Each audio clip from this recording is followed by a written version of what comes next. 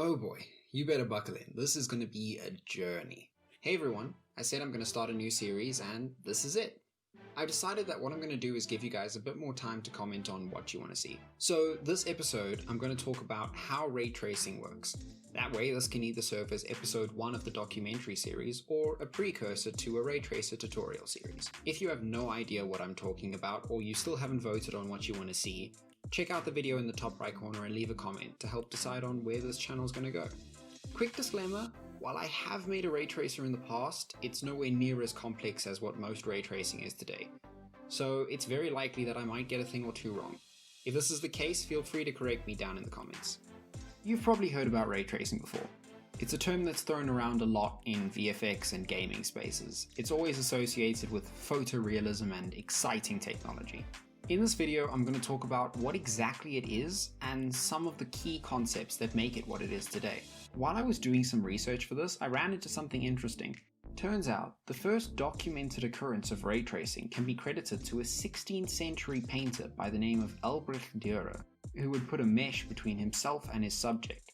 Then, while looking through a small hole to align himself, he would paint the color of each block. While this is not quite the same as what we would consider ray tracing by today's standards, we'll probably see the similarities as we get into the video. So, how does ray tracing work? The idea is to simulate how light works in the real world as accurately as possible. The way that you see things ordinarily is light is emitted from a source, let's say the sun, and travels until it hits an object. Depending on the type of material and the imperfections in the surface, some of the light will be absorbed, and the rest of the light bounces off in a certain direction. Eventually, after potentially many bounces, the light makes it to your eye. The strength of the light and the wavelengths present determine the brightness and color. Since light practically travels in straight lines, we can simulate light by using maths to determine a collision between a line starting at a point, or a ray, and an object. This is the core concept that all ray tracers are built around. Now, this by itself isn't too hard to do. It's actually used in many games to do things like find out what you're looking at or where your bullet's going in an FPS. In fact, if you put certain restrictions on the environment, such as making sure everything has simple shapes or is locked into a particular orientation, then this can become really easy for a computer to do. It can become so easy that some of the earliest games used a simplified version of ray tracing called ray casting to render their worlds before even graphics cards were a thing. This is also why games like Minecraft, with its extremely structured worlds, can have full real-time ray tracing and are still mostly playable. Now, although I say it isn't too difficult, the issue comes in when trying to make a realistic looking picture. The vast amount of rays that need to be checked and the huge amount of detail in modern games means that this is a really difficult thing to accomplish, since every light path needs to be checked against most of the geometry in the scene. In order to make this achievable, we need to cut down on the number of photons that need to be simulated. There are quite a few tricks we can use to do this. One of the first little tricks is called back tracing. If we trace the light as it normally would move, there's a pretty big chance we wouldn't hit the camera at all, meaning we would waste a whole lot of time calculating a light path that doesn't matter to us. So, someone said, how about we go from the camera instead of the light source? That way every path we trace will matter. And this makes a lot of sense. It's pretty obvious, in fact. The other big simplification was to use probability and math. Ew, I know, but hear me out. In reality, each individual photon can only really go in one direction, but with countless photons going in all directions, it's basically impossible to simulate this much detail. It is much more effective to work out the most important parts and mix them together in some way. As an example, let's say we have a ball of glass. When you look at it, you can see through it and you can see a reflection in it. This means there are two potential options for any light that hits it. Either it goes through the glass or bounces off. The chances of each of these paths is based on the angle. If the angle is glancing, then we'll probably reflect.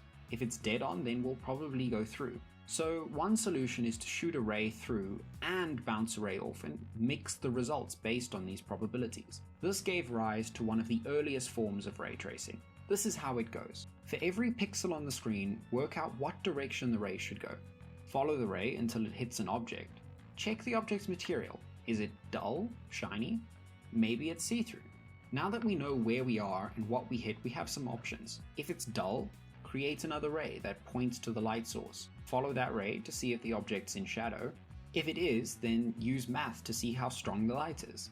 If it's reflective, find out the direction light would travel if it was reflecting off of this object. Then cast a whole new ray and repeat the entire process. This will give you a color that you can then use. If it's refractive, a fancy way of saying like glass, find the direction that the light would refract into the object and cast another ray to get its color. Use maths to mix with the reflection color, since most of the time refractive materials are also reflective. Something worth mentioning here is that we need some kind of cutoff. We can't let the rays keep bouncing off mirrors and into glass forever, since that's a pretty long time. Because of this, we add a little check to stop casting rays if we're already, say, 5 rays deep. Because of this, we can never get a truly perfect image, but as we add levels, we get less and less payback for each level we add. Eventually, we reach a point where the extra detail we get isn't worth the time we spend. This is a good method. You can get some pretty good looking images with this, especially if you come up with smarter ways to mix these color values. But this doesn't make a realistic image. Take a moment to look at this image and comment on what looks wrong with it. It doesn't look real, but why exactly is that? Okay, time's up. There are a few answers like caustics or color bleeding, but they all fall under one principle: global illumination. This is one of those things that's pretty subtle, but incredibly important when it comes to making realistic pictures. In real life, you'll probably never see true black. There's always some amount of light that bounces into even the most hidden corners of the darkest rooms. We can try hack in some kind of ambient color, which helps a little bit, but it still looks off. The fact is that the color of any particular point depends on its surroundings. If we have a white floor next to a red wall, then you'll see a little bit of that red bleeding over. So we need a better way to simulate the effects of the rest of the scene on our point. So how do we fix this? More maths, more fancy and crazy equations? Well, we could keep jamming extra rays into our original formula and mix those in as well, but this gets really expensive really quickly. An answer to this, which appeared around 1986, is beautifully simple. So here's our new algorithm: path tracing. Create camera rays, similar to the last time, but this time with a little bit extra. Instead of casting one ray per pixel, we will cast multiple, and instead of casting it through the center of each pixel, we choose a random point on the pixel to shoot the ray through.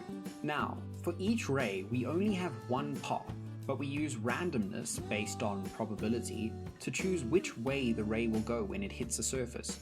So instead of defining an object as dull or shiny, we instead tell the computer how light bounces off of the object.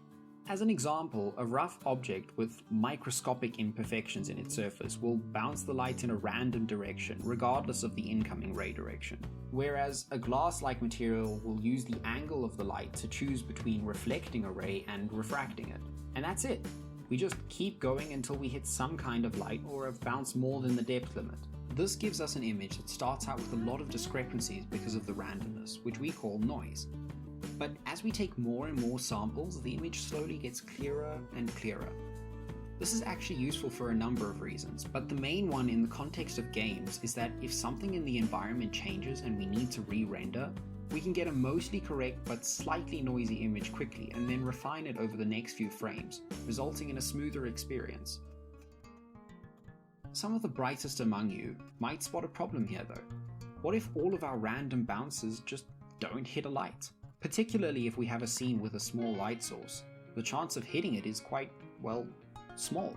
The answer is that paths that never hit the light source are completely useless. Suddenly our obvious assumption that we should cast rays from our camera instead of the light source isn't so obvious. This leads us to the most common type of ray tracing currently: bi-directional path tracing. This is where we send rays out of both the camera and the light at the same time and attempt to connect these paths together. This dramatically increases the chances of finding paths between the camera and the light, meaning we need less samples to get the same quality picture. The fancy way of saying this is that the image converges faster. If you don't believe that it's that simple, take a look at these two images. One of them is a real photo, and the other is rendered with this method. They're pretty hard to tell apart, aren't they? If you're interested in learning more about ray tracing, I got a lot of my information and some of my images from a TU Vine course given by Karnoy Jolnai Fayer.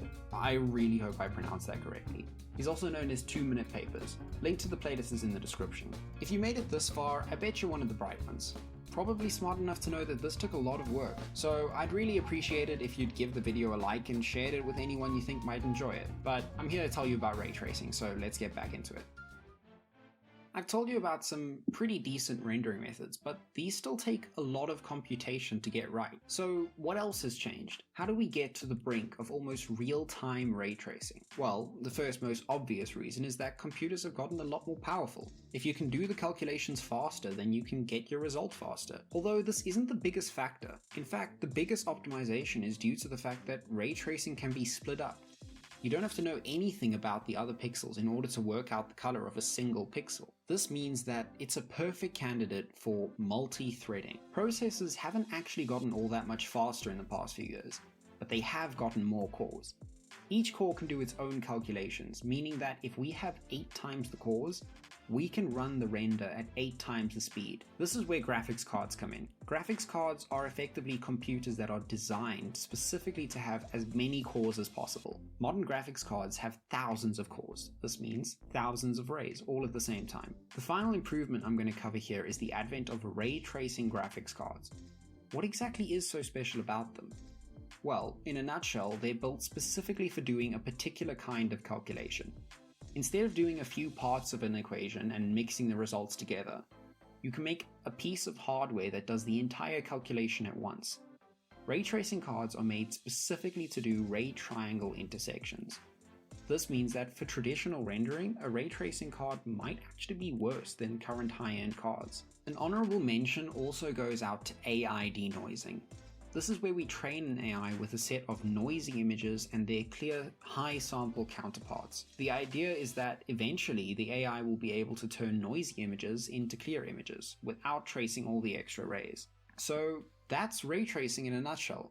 I hope you enjoyed and I hope you learned something. As I said, this video took me quite a while to make, so please leave a like and subscribe if you haven't already. Till next time, cheers.